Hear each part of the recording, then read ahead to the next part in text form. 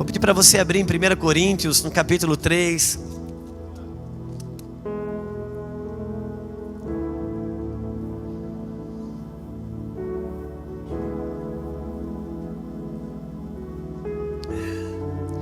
No versículo 16.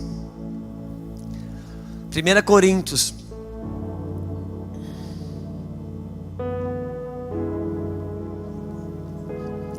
Não sabeis vós que sois templo de Deus e que o Espírito de Deus habita em vós? Não sabeis vós que sois templo de Deus e que o Espírito de Deus habita em vós? Sabe, meus amados irmãos,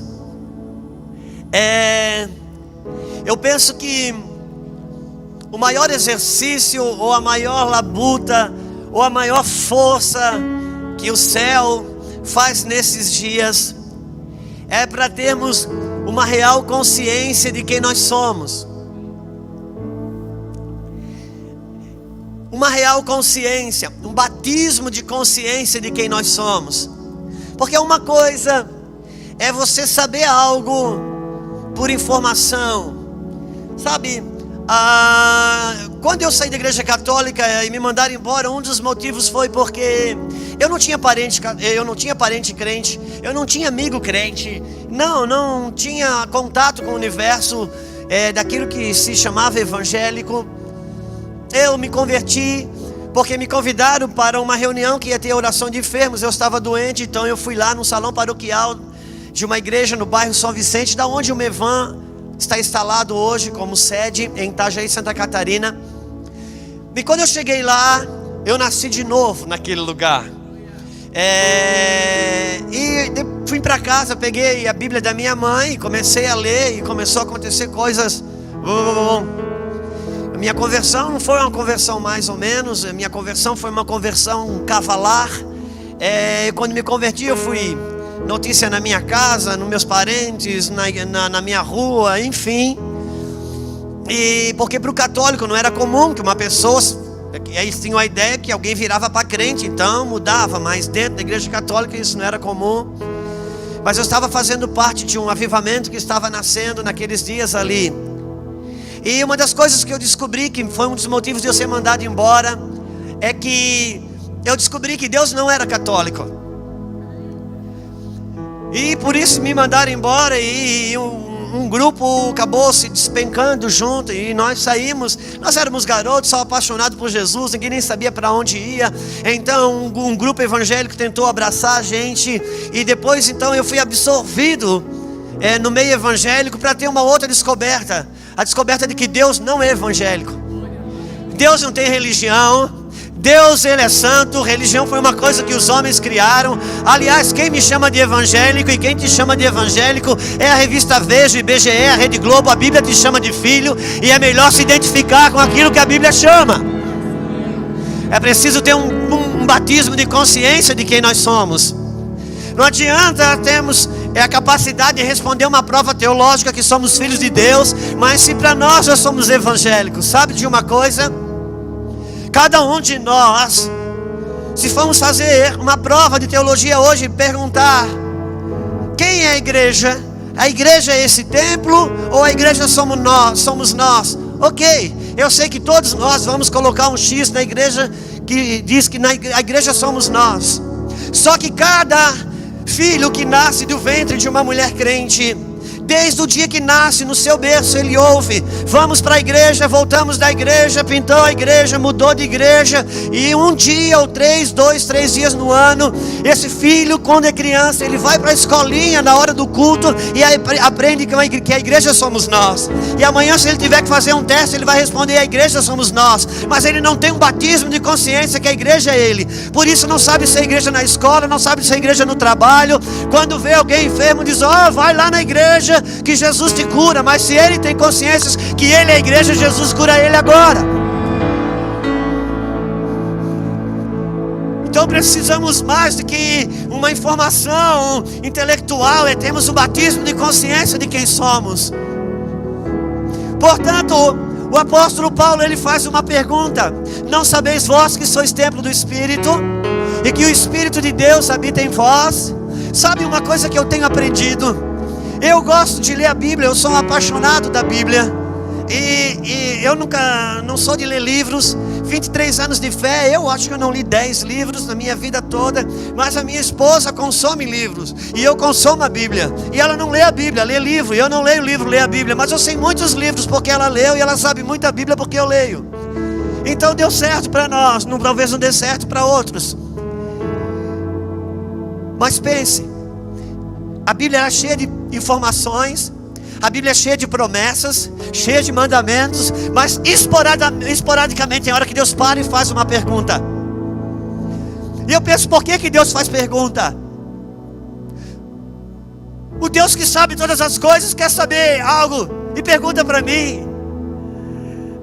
Meu Deus, Adão peca, e Deus vai ao encontro de Adão como costumeiro. E quando ele chega lá, Adão não está.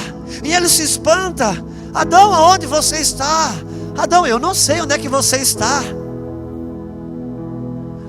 Você acha que Deus não sabia onde é que Adão estava? Eu aprendi uma coisa, meditando sobre as perguntas, porque eu gosto de parar. Porque só responde pergunta na Bíblia quem medita, não quem lê. Quem medita diz: uau, Deus está fazendo uma pergunta. Uau, você já parou? Sentar no lado de uma pessoa muito importante, e essa pessoa começa a puxar um assunto com você? É isso que acontece quando Deus faz uma pergunta na Bíblia. Ele está puxando um assunto comigo? Ah, que pessoa oferecida. Tá bom, eu vou te dar uma chance. Então vamos dialogar, Senhor. Eu aprendi uma coisa: por que um Deus que sabe tudo me faz perguntas? Até ser pai eu não entenderia isso, mas como sou pai, então eu sei como que Deus está falando. Porque algumas vezes já chamei nossas filhas, principalmente quando eram crianças, para dizer: Sara, você tem ideia do que você está fazendo, minha filha? Já chamei a minha Isabel num canto e disse: filha, você tem noção do que você falou na hora do almoço, na mesa da vovó? Quem já perguntou assim coisas para filho do tipo? Por que você faz esse tipo de pergunta? Você sabe que o seu filho não sabe o que estava fazendo, não tinha noção do que estava fazendo, então por que você pergunta? Você pergunta porque você quer dizer para o seu filho uma coisa que ele pensa que sabe, mas não sabe. Aleluia! Quando Deus faz pergunta na Bíblia para mim, Ele quer me falar sobre coisas que eu penso que eu sei, mas não sei. Adão, onde você está? Você acha que Adão não sabia, que Deus não sabia onde Adão estava? E por que Deus pergunta? Porque Adão não sabia onde Adão estava. Então Deus pergunta: alô? Não sabeis vós que sois templo do Espírito? E que o Espírito de Deus habita em vós? Sim, Senhor, eu sei. Se você sabe, por que se comporta como se não soubesse? Oh Deus, eu não estou entendendo essa conversa. Se você sabe que você é templo do Espírito Santo, por que você depende tanto das coisas dar certo do lado de fora, se o que pode te fazer feliz eu coloquei aí do lado de dentro? Não sabeis vós que sois templo do Espírito, e que o Espírito de Deus habita em vós?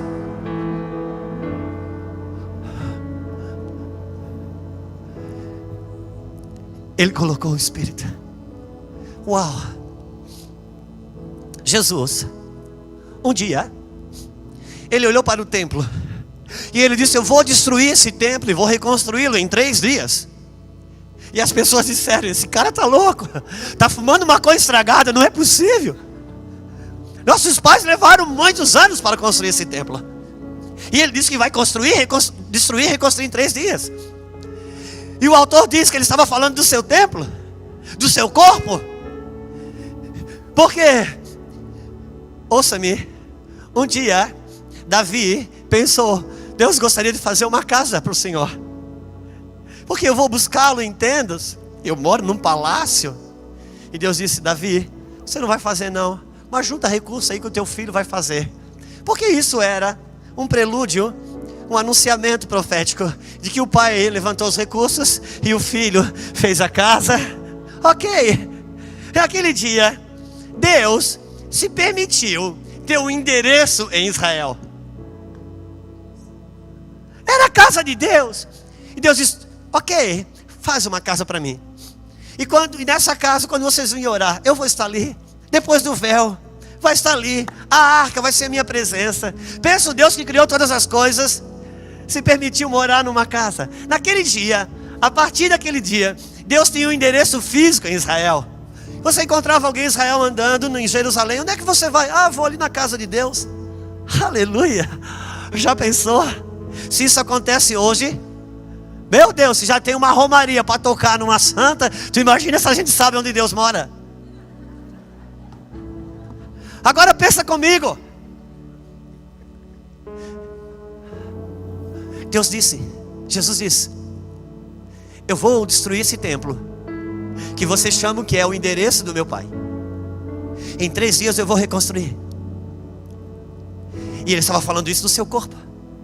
Ouça-me, esse mesmo Senhor, ele diz: dos nascidos de mulher, não houve quem fosse maior do que João Batista, mas o menor nascido no reino de Deus, esse é maior do que João Batista. Uau, que loucura! Eu fiquei pensando, porque eu gosto de meditar na Bíblia, e Jesus arrebentou com a minha teologia. O dia que eu li que o meu Senhor disse que João Batista, dos nascidos de mulher, do nascido de ventre de uma mulher, é o maior que existe na terra, eu pensei: Deus, o Senhor quebrou com a minha teologia. Eu jamais imaginaria que João Batista era maior que Davi. Eu jamais imaginaria que João Batista era maior que Abraão. Eu jamais imaginaria que João Batista era maior que Moisés. Só que Jesus diz: só que os nascidos no reino, dos nascidos no reino, esses são maior do que João Batista. Por quê? Porque João Batista não pôde nascer no reino. Ele só pôde nascer de um ventre. Eu e você já nascemos de um ventre também, igual João Batista. Éramos menor que ele. Só que o dia que eu e você nasceu de novo, aconteceu uma coisa que com João Batista não pode acontecer. Por quê? Porque só depois que Jesus venceu a morte é que um homem e uma mulher poderia nascer de novo. E João Batista morreu antes dessa data e não teve esse privilégio. Agora, os que tiveram a oportunidade de ultrapassar a ressurreição de Cristo, tiveram a oportunidade de nascer de novo e se tornarem templo do Espírito Santo. Uau! Quer dizer então que o crente mais fraquinho que existe é maior do que João Batista, que é maior que Abraão, que é maior que Moisés, e está falando de mim? Oh meu Deus, não sabeis vós que estáis templo do Espírito e que o Espírito de Deus habita em vós? Precisamos de um batismo de consciência de quem somos. O que aconteceu comigo quando eu nasci de novo? Por isso que João Batista, um dia ele ouviu, Deus falou com ele: João, quando você for batizar as pessoas, vai chegar um camarada na tua frente, que quando você batizar, se pousar uma pomba no ombro dele, esse é o meu filho, o Messias. Isso aconteceu. E não bastasse, no dia que aconteceu, o céu rasgou, saiu uma voz que diz: esse é o meu filho muito amado, em quem me comprazo. Isso não foi uma experiência espiritual, isso foi uma voz física. Todo mundo que estava ali, o espírita ouviu, o ateu ouviu, todo mundo ouviu. Entrou no ouvido físico de João Batista. Mas daqui a pouco João Batista está preso, e ele chama 2 discípulos e diz: vai perguntar para ele se é ele mesmo. Porque na hora da angústia, preso na cadeia, aquela voz que ele ouviu lá, agora não estava presente, ela foi roubada.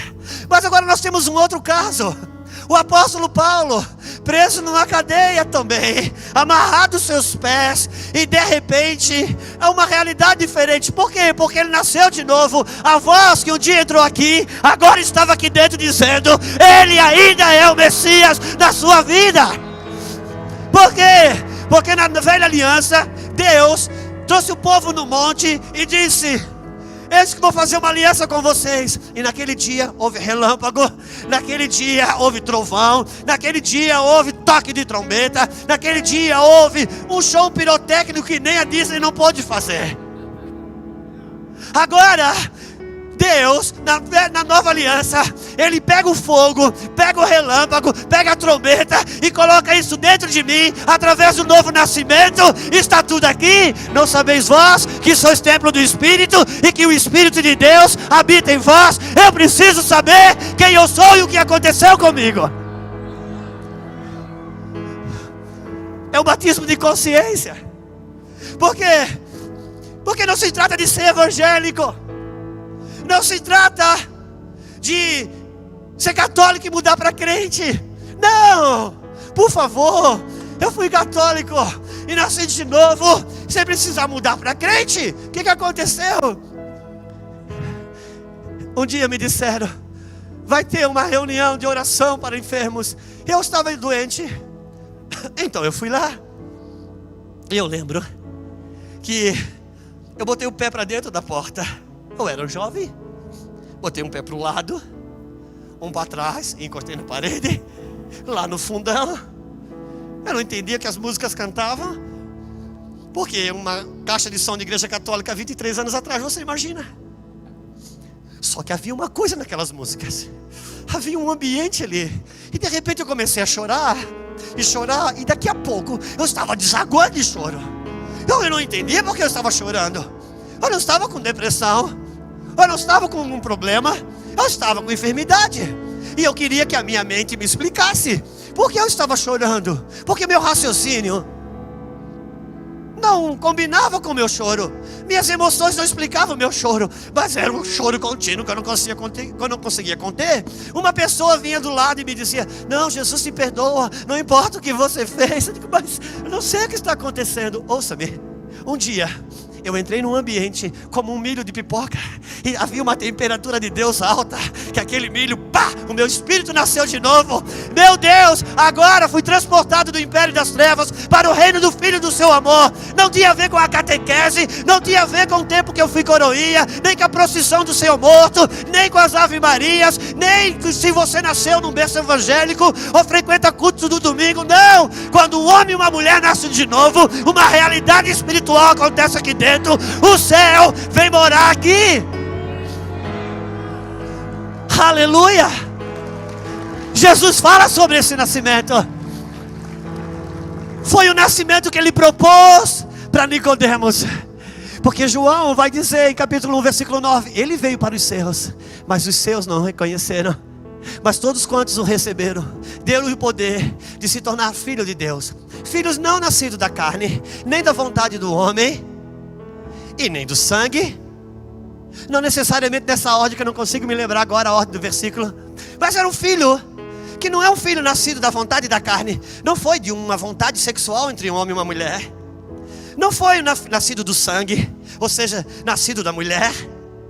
Nem da vontade do homem, ou seja, de um planejamento familiar. Não estou falando do nascimento de João Batista, porque dos nascidos de mulher, ele é o maior. Eu estou falando nascidos do céu, do Espírito de Deus. É isso que João fala ali. Por isso eu e você fomos nascidos do céu pelo novo nascimento. Logo, nós não vamos para o céu, nós vamos voltar para o céu. O céu, ela não é o nosso destino, o céu é a nossa origem. Porque nascemos do céu. É por isso que nós temos um idioma. Porque você fala uma língua que você não entende. Porque é a língua do teu novo nascimento. Toda pátria tem o seu idioma. E nascido de mulher você fala português. Mas nascido do Espírito, rabalaba, xobarabacá. Aleluia! Por isso que eu não entendo. Porque é uma língua do céu. Porque essa mente fica assim frutífera. Porque a mente do novo nascimento não é aqui. A mente do novo nascimento é aqui. Por isso agora essa mente precisa ser renovada aqui. Quantos estão comigo? Não sabeis vós que sois templo do Espírito? E que o Espírito de Deus habita em vós? Eu preciso saber o que aconteceu comigo. Agora, em Jerusalém, pense comigo. Em Jerusalém havia um endereço físico da casa de Deus. Ou quando alguém queria falar com Deus, ia ali. Quando alguém precisava de uma cura, ia ali. Na nova aliança. Ai, ai, ai, na nova aliança, cada vez que o ímpio encontra o crente. Chegou na casa de Deus. Oh, meu rei, será que dá para entender o que estamos falando? Porque Ele colocou os olhos aí, e toda oração que sair desse lugar, Ele ouvirá. Ouça-me, porque isso é a realidade espiritual. Porque aquele templo era uma sombra de uma realidade. Agora eu vivo a realidade espiritual. Eu não vivo mais a sombra de uma realidade. É por isso. Por isso eu tive tanto problema com a igreja, quando eu saí da igreja católica. Sabe por quê? Quando eu nasci de novo, eu comecei a comer a Bíblia. Eu descobri sobre a idolatria que eu herdei dos meus pais. Eu descobri sobre os dogmas que não tinham a ver com o céu. Eu descobri que o Senhor morto, às quais muitas procissões eu fui, Ele havia ressuscitado. Isso foi bom. Sabe a fitinha do Senhor do Bonfim? Eu rasguei. Sabe a medalhinha do Santo Expedito? Eu tirei. Sabe o santinho da Nossa Senhora? Ou da Senhora de quem quer que seja, menos minha? Eu rasguei. Só que daí eu vim para o meio evangélico e quiseram me dar rosa ungida, água ungida, lenço ungido. Eu digo, pelo amor de Deus, eu já fui liberto dessas coisas. Oh meu Deus, então eu agora estava livre de um dogma católico e tinha agora que me libertar do dogma evangélico. Por favor, ouça-me. Se eu digo que eu vou orar por esse copo d'água e você vai levar ele para casa, ele vai representar o Espírito Santo na sua casa. Sabe o que dizer isso? Imagina que hoje o pastor Djalma estivesse comprometido com vocês, está recebendo aqui você nessa reunião de hoje à noite, mas o pastor Djalma não pôde vir. Então ele mandou o pastor Rogério. E o pastor Rogério diz, gente, o pastor Djalma tem um problema, não pode estar aqui, mas eu estou representando ele aqui nessa noite. Uau, nada de errado nisso. Mas a hora que ele diz que está representando o pastor Djalma, o que ele está dizendo? O pastor Djalma não está aqui. Quando você leva um copo d'água para casa, representando o Espírito Santo, sabe o que você está dizendo? Ele não está lá na sua casa. Agora, entenda, se você nasceu de novo e Ele colocou o Espírito Santo aqui, porque você precisa tocar coisas do lado de fora ainda, se a realidade já está aqui dentro? Eu não preciso mais de sombra. Eu só preciso de um batismo de consciência do que aconteceu comigo. Não sabeis vós que sois templo do Espírito e o Espírito Santo de Deus habita em vós? Uau, eu preciso saber quem eu sou, o que me tornei, o que eu carrego. Quantos estão comigo? Aleluia. Por favor, você nasceu de novo. Por favor, você nasceu de novo. Quando o povo saiu do Egito, a primeira coisa que Deus fez foi mudar o cardápio deles. Porque Deus disse, até agora vocês comeram alho, cebola, mas agora vocês têm um cardápio, quem define sou eu. Eu não esqueça, foi por causa de um cardápio errado que o primeiro homem e a primeira mulher caíram. Ouça-me, eu não vou deixar de assistir a Rede Globo por protesto. Não, eu não assisto a Rede Globo porque a comida que ela oferece não faz parte do meu cardápio. Deus não me chamou para protestar. Deus me chamou para comer o alimento certo. Aleluia! Quantos estão comigo? Por favor. Porque um dia disseram que a gente era protestante. A Bíblia não me chama de protestante. Eu sou um edificador do reino. Eu não fui chamado para protestar contra o outro reino. Eu fui chamado para edificar o reino do meu Pai. Aleluia! Quantos estão comigo? Não sabeis vós que sois templo do Espírito e que o Espírito de Deus habita em vós? Você nasceu de novo. Ai, ai, ai, ai, ai, ai, ai, ai, ai. Mas sabe, pastor, às vezes eu olho para dentro de mim, sabendo que o Espírito Santo mora aqui, que eu sou casa de Deus, mas às vezes eu olho, sabe o que eu vejo? Tristeza. Sabe o que eu vejo? Medo. Sabe o que eu vejo? Insegurança. Ouça-me. Jesus disse assim: o reino de Deus é semelhante a um homem que colecionava pedras preciosas. E quando ele achou uma pedra, uau, ficou maravilhado. Saiu dali, vendeu todas as outras pedras preciosas que tinha e voltou lá, não para comprar aquela pedra, porque aquela pedra ele já tinha achado. A Bíblia diz que ele comprou o campo. Ele comprou o campo. Por quê? Ele pensou assim: se na superfície eu pude achar o que eu achei, se eu escavar, ai, ai, ai, o que eu não posso achar. Ouça-me, ouça-me. Quem aqui já recebeu uma cura de Jesus um dia? Quem aqui já foi batizado em línguas? Quem aqui já viveu um mês que o caderno e a calculadora disse para você que não ia dar e deu, e até hoje você não explica?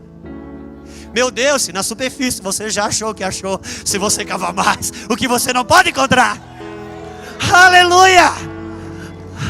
Agora ouça, você é terra, Deus se fez do barro, e é do caráter de Deus esconder coisas preciosas na terra. Quer ouro? Escava a terra. Quer petróleo? Escava a terra. Ó Senhor, eu olho para mim, tem medo, tem insegurança. Quando você escava, filho, vai escavando, vai escavando, vai vir areia, vai vir pedra, vai vir lama, mas uma hora brilha. Ai, ai, ai, uma hora brilha. Ai, ai, ai, quando brilha a água, você diz: uau, Deus, valeu a pena a escavação. Não sabeis vós que sois templo do Espírito, e que o Espírito de Deus habita em vós. Aleluia. Você, quando vê a borra na superfície, se assusta. Não, não, não, escava. Ele colocou o reino aí dentro. O que Jesus diz? O reino de Deus está aonde? Dentro de vós. Meu Deus, o reino de Deus está dentro de vós. Você precisa de cura. Se você precisa de cura e o reino de Deus está dentro de vós, aonde está a cura? Oh meu Deus, você está precisando de uma bênção financeira, prosperidade. Se o reino de Deus está dentro de você, onde é que você vai encontrar a prosperidade? Ah, vai no agiota. Não, entra no teu quarto, ele pode te dar uma ideia e você vai ganhar dinheiro como quem nunca ganhou, porque a ideia de Deus para você está aqui. Uau! Meu Deus, eu quero avivamento. Você quer avivamento? Se o reino de Deus está dentro de você, onde está o avivamento? Em Toronto? Onde está o avivamento? Pensacola? Se o reino de Deus está dentro de você, onde está o avivamento? O problema é quando você olha, você vê a borra e se assusta e não quer lidar com as suas mazelas. E Deus diz: eu coloquei aí, porque é exatamente isso que eu quero que você entenda. Eu quero curar seu interior, remover barreiras, tirar medos, inseguranças, seus traumas, suas rejeições. Aí dentro eu botei o reino, confia. Descubra. O reino de Deus é uma descoberta. Por isso que tem gente que nasce, cresce e morre na igreja e nunca descobriu o reino. O reino de Deus é a descoberta. O Senhor não é galardoador daqueles que oram, o Senhor é galardoador daqueles que o buscam. A dracma foi achada porque foi buscada diligentemente. Eu preciso saber o que eu carrego. Deus colocou. O que aconteceu comigo quando eu nasci de novo? É preciso ter um batismo de consciência do que Ele fez aqui. Porque se você está escutando aqui, cara, aqui me fala tanta coisa, aqui me diz tanta coisa, mas aqui, oh meu Deus, aqui, Tomé, bem-aventurados sois, porque você acreditou, porque você viu, você acreditou porque você viu, mas sabe quem é bem-aventurado? Aqueles que sem ver vão crer. Os discípulos de João Batista procuram Jesus para protestar. Os fariseus procuram Jesus para protestar e dizem: sabe, os discípulos de João Batista jejuam, mas os teus discípulos não jejuam. Ele disse: por que vai jejuar agora? Já viu alguém jejuar numa festa em que o noivo está na festa, mas uma hora o noivo vai ser tirado, então vai jejuar? Uau, ele estava dizendo o seguinte: eu estou aqui, eu e Pedro. Para que Pedro vai jejuar? Se com o olho físico ele me vê. Se eu vou para lá, ei Pedro, me vê e venha. Se eu vou para cá, Pedro me vê e vê, mas vai chegar uma hora que eu vou ser tirado. E quando eu ser tirado, ele vai nascer de novo. Então ele vai jejuar, por quê? Para aprimorar a sua visão, porque o seu olho não é mais aqui, o seu olho é aqui. E quando alguém disser, ei-lo aqui, ei-lo lá, ele vai dizer, eu sei, eu estou vendo, para com isso, eu não corro atrás de sopros e doutrinas. Uau! Não sabeis vós que sois templo do Espírito, e o Espírito de Deus habita em vós. Como que Deus me diz, e dá uma caneta para João, e escreve em João, a unção que dele recebesse está em vós e permanece em vós, de maneira que você não precisa perguntar nada para ninguém, porque a unção te ensina de todas as coisas. E agora ele diz, Paulo, escreve aí que eu dou mestres para a igreja. Efésios 4, eu digo, cara, ele diz que tem uma unção dentro de mim, o cara não precisa aprender com ninguém, e agora ele dá mestres para a igreja? Quando ele diz que essa unção que está em mim me ensina todas as coisas, ele não está dizendo que eu não vou sentar para aprender, ele está dizendo que quando eu sentar para aprender, e o ensinador, se o ensino proceder de mim, vai ter uma unção que diz, recebe, é minha. Se esse ensino não procede de mim, diz, não recebe, não é minha. Por isso eu preciso aprimorar essa unção. Aleluia! Não tem a ver com eliminar ensinadores e seus mestres, tem a ver com discernir se vem da fonte real, original ou não. Aleluia!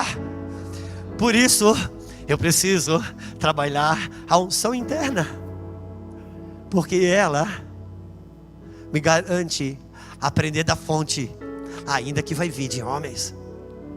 Aleluia!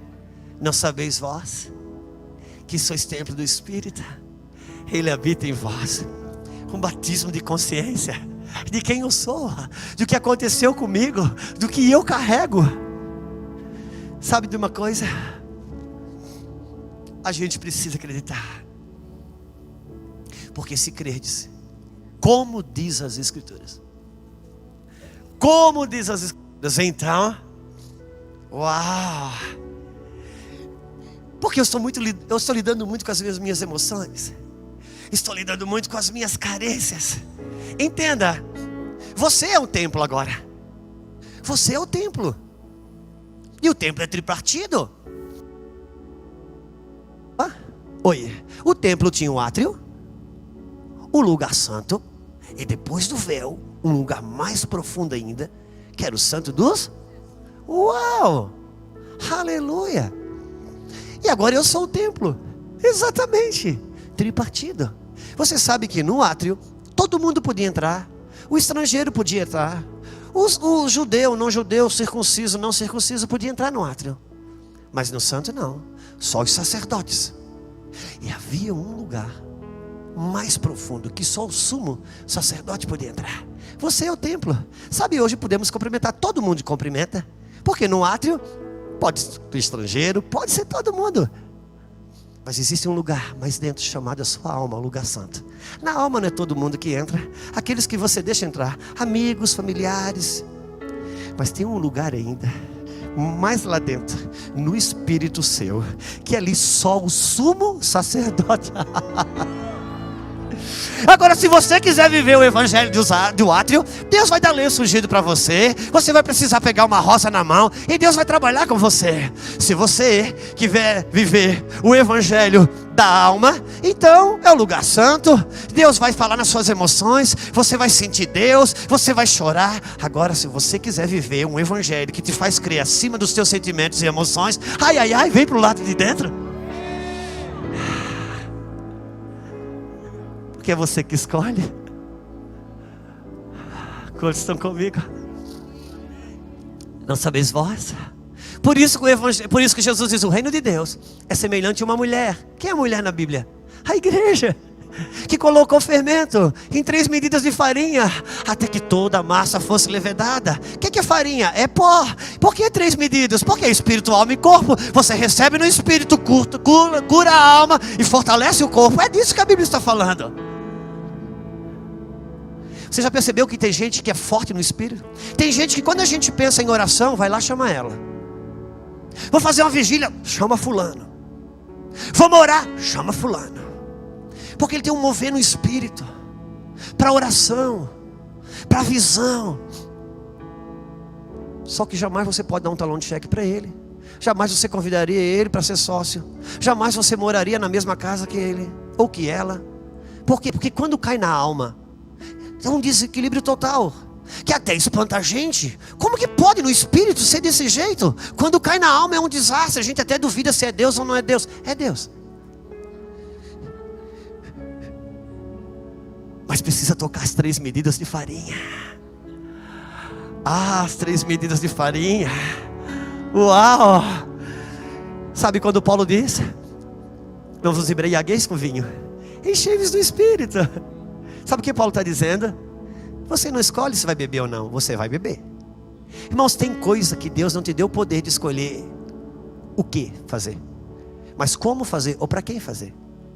Adão não tinha o direito de escolher se comia ou não comia. Já pensou Adão falando: olha, sabe de uma coisa, isso pode dar problema. Como primeiro humano eu vou estabelecer que a humanidade não vai comer. Não, Deus fez Adão, o estômago e a fome. Adão tinha que escolher o que comer.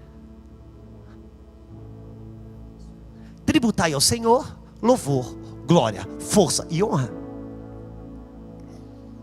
Sabe o que Paulo está dizendo? Ou o salmista está dizendo? Tributai ao Senhor. Tributo você não escolhe dar. Tributo é imposto. Tributo é recolhido de você. O salmista está dizendo: sabe, você vai dar sua força para alguém. Sabe, você vai dar glória para alguém. Sua vida vai dar louvor para alguém. Já que você vai tributar para alguém, tributa ao Senhor glória, força e honra. Oh, não vos embriagueis com vinho desse mundo. Segura aqui. Não vos embriagueis. Às vezes parece que eu sou um cantor, um artista, não sei. Não vos embriagueis com vinho desse mundo, que é uma fonte de devassidão. Obviamente, não está falando necessariamente de cachaça, mas o vinho desse mundo nos embriaga. Enchei-vos do Espírito. Uau! Sabe o que Paulo está dizendo? Você não vai ficar sem beber. Agora, já que você vai chapar, chapa de Deus. Fica doidão de Deus. Aleluia! Fica loucão de Deus. Porque você já viu o bêbado? O bêbado, irmãos, tá bêbado não é ruim. Eu já fui de beber muito. Quando a gente está bêbado é uma maravilha. O ruim é quando passa a cachaçada. Mas na hora é bom. Na hora é bom, toda mulher é bonita para quem está bêbado. O cara não tem medo de nada, ele anda com a bicicleta no meio da rua, o carro decide para que lado que quer ir, porque aqui ele não vai sair. Ele olha um grandão e vai querer encarar. Por quê? Porque ele bebeu. Aquele álcool, aquilo sedou seu entendimento. Ele perde noção do perigo. Paulo está dizendo: é isso, enchei-vos do Espírito. Sabe aquelas coisas que te amedrontam? Sabe aquelas coisas que oprime? Com você cheio do Espírito, é como um bêbado. Você ignora, você acredita no que Deus diz, você vive naquela realidade dele. Já que vai chapar, chapa de Deus, cara. Não queira ser normal. Muitos de nós estamos sofrendo na igreja porque decidimos ser normal. Quando estava no mundão, era intenso no pecado. Agora em Deus quer ser raso, se frustra. Tem gente frustrada na igreja. Por quê? Porque ele só largou aquelas coisas pesadas do diabo. Agora não fala mais palavrão. Agora não vê mais pornografia. Não olha mais a mulher do outro. Não briga mais. Não bebe, não fuma, mas não botou nada de Deus para dentro. Aí fica um terrível, porque não te vive nem o prazer do pecado e nem o desfrute do Espírito. Não sabeis vós que sois templo do Espírito? Por isso que a Bíblia diz: desposai-vos do homem velho e revesti-vos do novo. Não adianta só despojar do homem velho, revestir do novo. Tem gente, irmãos, que é uma blasfêmia a vida dele. Eu gosto de pensar, eu já falei isso em algum lugar. Sabe aquele cara que faz 10 anos que ele é crente e faz 10 anos que ele não vê o amigo lá do mundão. 10 anos depois ele encontra o cara. Daí fala pro ímpio: como está você? Eu estou bem, graças a Deus, terminei meus estudos, fiz faculdade, estou casado, tenho 3 filhos, tenho uma empresa. E você, cara? Eu, cara, aceitei Jesus, eu sou crente agora, faz 10 anos. Aí você sabe, né, cara? A gente não pode isso, não pode aquilo. E essa vida aí, pelo amor de Deus, cara, por favor, como diz o Datena, me ajuda aí, cara. Não, cara, você nasceu de novo. Ah, eu quero que valorize o que você tem. Você é um ser, você é alguém. Por favor. O cara fica desse jeito. Sabe, eu gosto sempre de dizer aquela vida. A foto preto e branco, 3x4, café frio com bolacha mole, aquela coisa, pelo amor de Deus. O cara é frustrado porque ele não vive nem o prazer do pecado e nem vive a glória de viver e movimentar o espírito.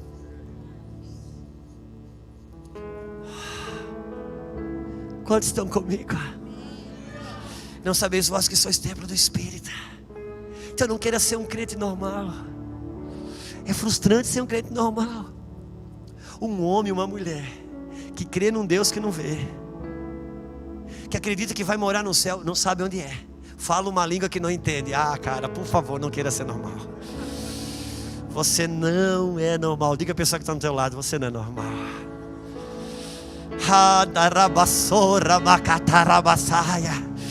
E ele me deu um idioma, cara, a coisa mais linda que eu gosto. Oh, ele me deu uma linguagem sobrenatural da nação que eu nasci. O meu espírito, ele tem uma pátria. E quando ele fala, a mente dessa pátria adâmica não entende, porque essa mente foi feita do barro. Mas essa não, porque o primeiro homem, alma vivente. O segundo, ou o último Adão, o espírito vivificante. Uau! Ah, Deus, por que você sabia por que quando você fala em língua você não entende? Para não atrapalhar. Porque a Bíblia diz que porque eu não sei orar como convém, então ele deleta o meu entendimento para mim orar. Porque, irmãos, quando eu oro em línguas, eu oro coisas que eu jamais oraria se eu tivesse sabendo que estava orando. Ouça, eu vou falar uma coisa para você. Vou falar. Irmãos, eu não concluí nem o meu segundo grau. Eu não li 10 livros sequer a minha vida inteira. Eu fiquei em recuperação todos os anos que estudei. Eu ia para a escola só para comer merenda e pegar piolho. É verdade. Eu me arrependo disso. Não é à toa que Paulo foi muito mais longe que Pedro. A sombra de Pedro curava, mas Paulo foi mais longe. Por isso a minha filha hoje está fazendo 2 faculdades. Ela vai mais longe, não por causa da faculdade em si, mas por causa dos laços legais que ela vai poder acessar. Agora, quando eu nasci de novo, que eu descobri o que eu descobri, eu digo, ah, Deus, o que o professor de matemática não deu, o que o professor de geografia não deu, porque eu não me interessei, o que os livros não puderam dar. Oh, a Bíblia diz, ore em línguas, porque você edifica-se no Espírito. Quem ora em línguas se edifica-se a... Por que edifica? Da onde que vem a palavra edificar? De edifício? O que a Bíblia diz que eu sou? Uma casa? Ora em línguas, porque você não ora em línguas, ora em línguas. Você pode ser uma casa de 2 andares, ou você pode ser um prédio. E daí, se você é um prédio, você vai ver coisas que outros não veem. Eita! Então eu oro em línguas.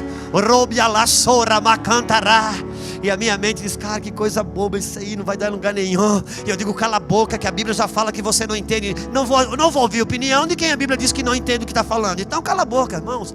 Não dê ouvido para alguém que opina sobre o que não conhece. A Bíblia já diz que essa mente não entende. Então não posso. Tudo que ela diz não é. Essa mente diz para mim, sabia que eu acho que você está imitando o pastor? Porque você está falando a mesma coisa que o pastor está falando. Aí eu já quero criar confusão, mas eu penso, calma lá, meu irmão. Eu nasci nessa pátria, eu falo português. E você nasceu nessa pátria, eu falo o quê? Português. Então eu vou dizer bom dia no meu idioma. Bom dia, agora diga você no seu.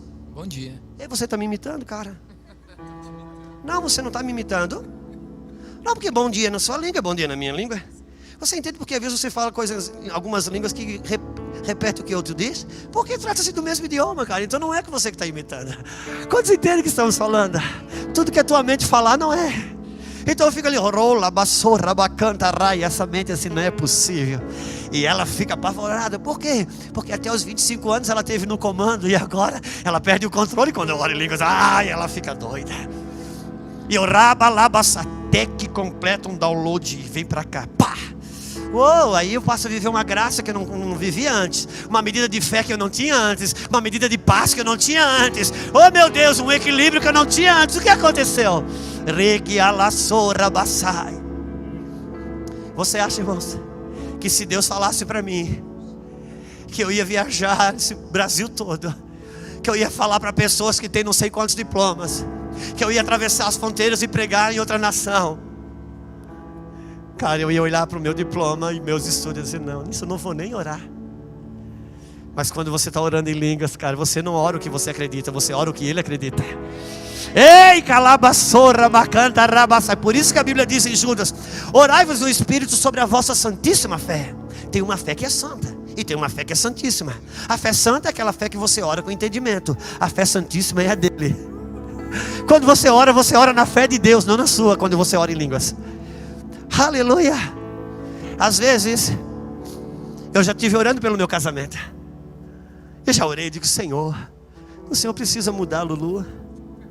Eu acho que ela precisa ser mais submissa, Deus, está na tua palavra.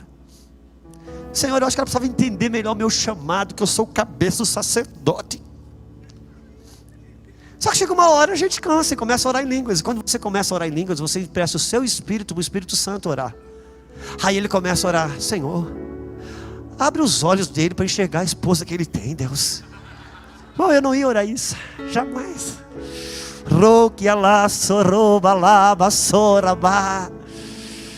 Eu preciso acreditar no que eu carrego.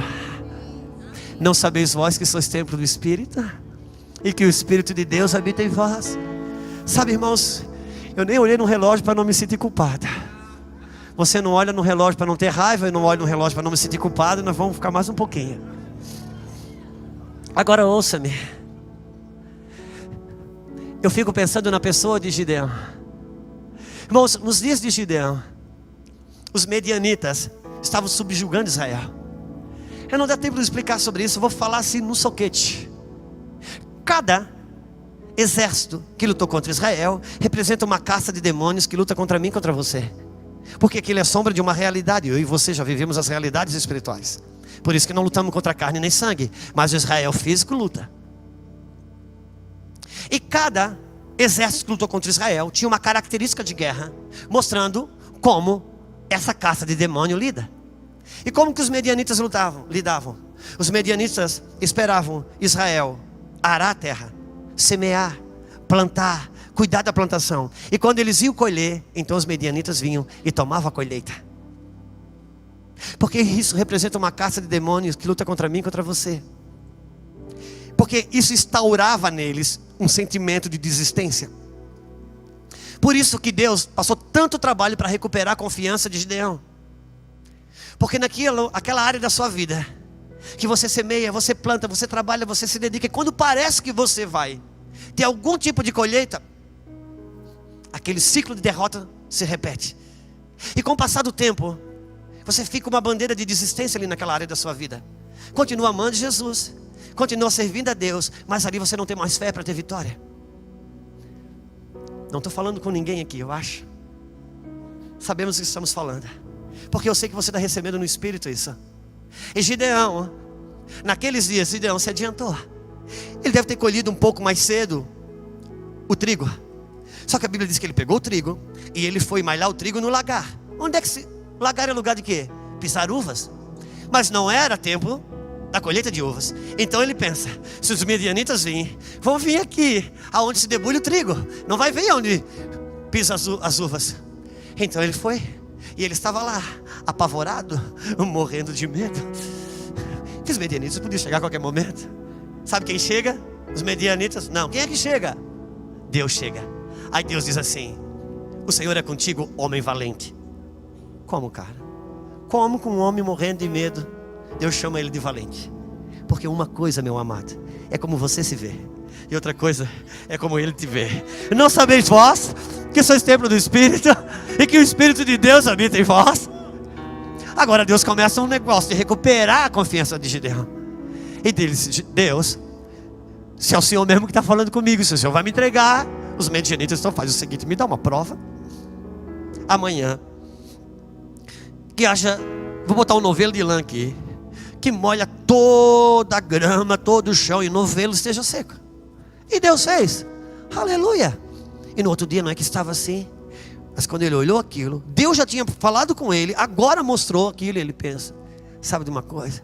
Às vezes o sereno tem um lugarzinho ou outro que é capaz de não pegar. Vai que é uma coincidência. Não, Deus, vou fazer o seguinte, fazer o contrário. Vou botar o outro novelo aqui. O Senhor molha só novelo, tudo seco, aí dá. E Deus fez. No outro dia estava exatamente daquele jeito. Mas Deus olha dentro de Gideão e diz: cara, esse cara ainda está com medo, não está acreditando.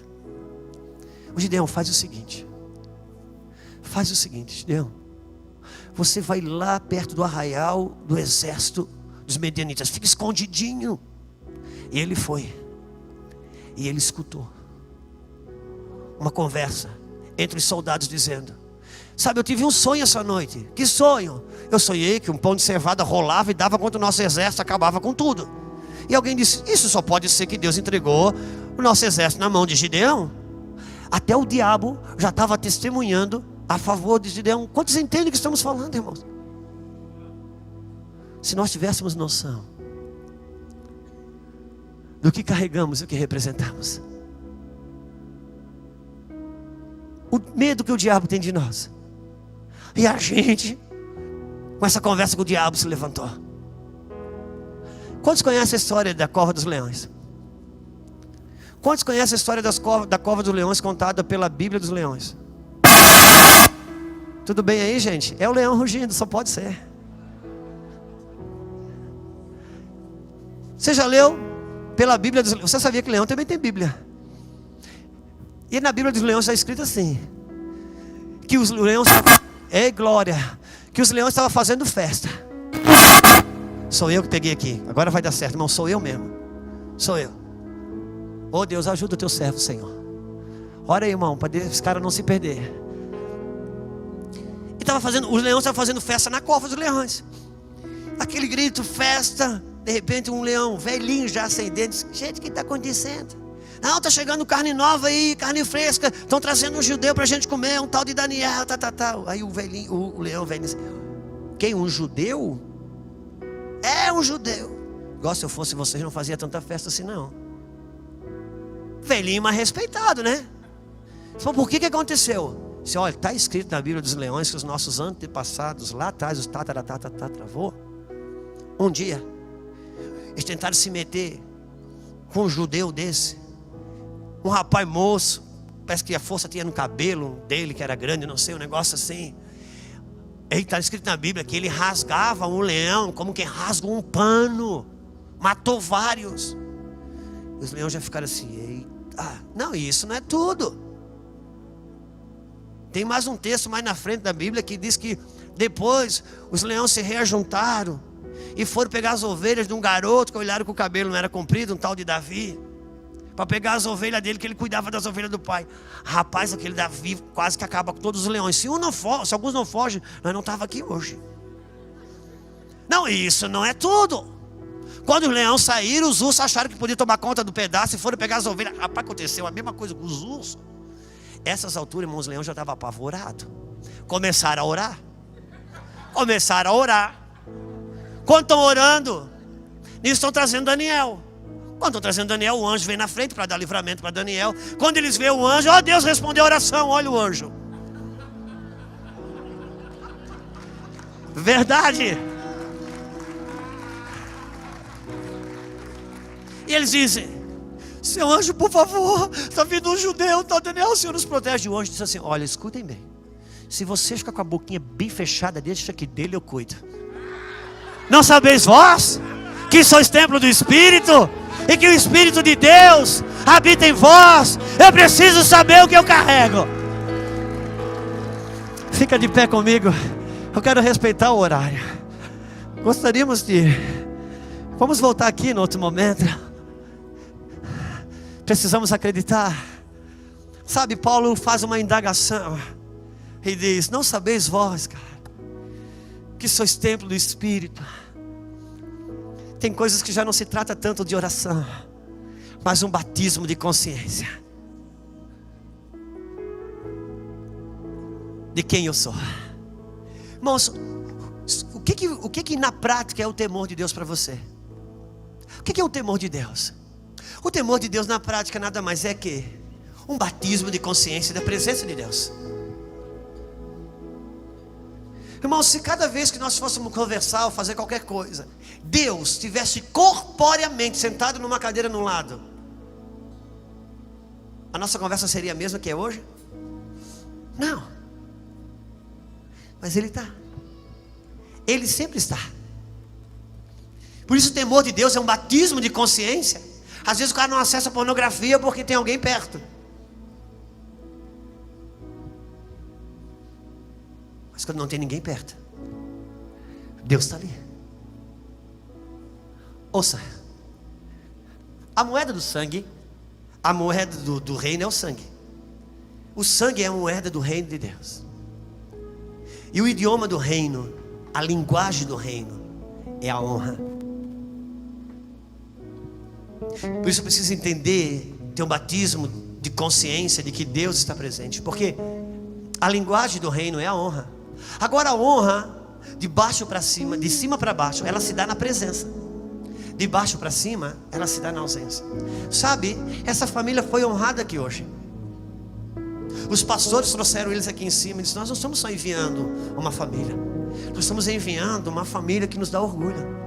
Nós estamos enviando um casal que a gente não queria que saísse do nosso meio. Uau, isso é honra. A honra de cima para baixo, ela se dá na presença. Sabe, irmãos, quando eu estou num lugar com as minhas filhas perto, que eu digo: gente, minhas filhas são uma maravilha, eu quero apresentar, tá aqui, essas meninas são maravilhosas, uau. Mas de baixo para cima a honra não dá na presença, a honra dá na ausência. Sabe quando que as minhas filhas me honram? Não é quando eu estou. Elas me honram quando eu não estou, quando vocês estão comigo. Por isso, irmãos, o idioma do reino é a honra. E a honra de baixo para cima se dá na ausência. Por isso que eu entendo e creio que porque Deus se faz invisível. Porque Deus não podendo se fazer ausente, se faz invisível. Porque a honra de baixo para cima se dá na ausência.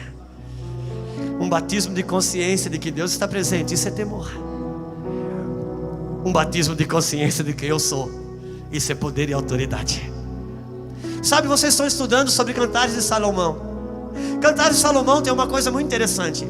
Tem hora que os teólogos brigam, querendo analisar Cristo e a igreja. Tem hora que eles brigam, quem é que está falando? Aqui, é Cristo que está falando? Ou é a igreja? É o marido ou é a esposa? Quem está falando aqui agora? Paulo diz assim: já não sou eu que vivo, porque aquele que se une a Cristo é um espírito com Ele. Quanto mais casado, chega uma hora você já não sabe mais quem é quem. Não sabeis vós que sois templo do Espírito, e que o Espírito de Deus habita em vós.